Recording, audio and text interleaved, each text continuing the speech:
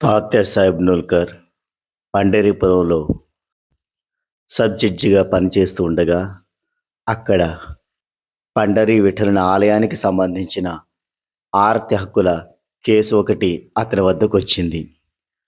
నీతి నిజాయితీని రెండు కళ్ళుగా భావించి నూల్కర్ ఎటువంటి ఒత్తిళ్లకు తలొగ్గక ఆ కేసుకు సంబంధించిన న్యాయబద్ధమైన తీర్పునే చెప్పాడు. సంచలనాత్మకమైన ఆ కేసు పూర్తయిన తర్వాత సెలవుపై షిరిడీ బయలుదేరాడు. అతన్ని చూడగానే బాబా, తాత్యాబా వచ్చావా, బాగుంది, కానీ మరి ఎన్ని రోజులుంటావు ఇక్కడ అని అడిగారు. దానికి నూల్కర్ వినయంగా, బాబా, నాకిక ఎక్కడికి వెళ్ళాలని లేదు, నన్ను ఇక షిరిడీలోనే ఉండిపోనివ్వండి.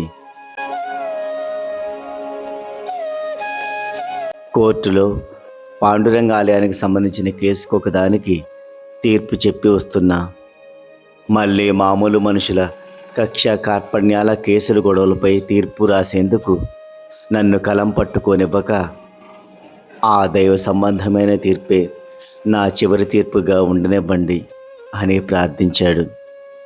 అలాగే కానివ్వు అన్నారు బాబా నవ్వుతూ. నూల్కర్ పదవి విరమణ చేసి ఆపై షిరిడీలోనే ఉండిపోయాడు.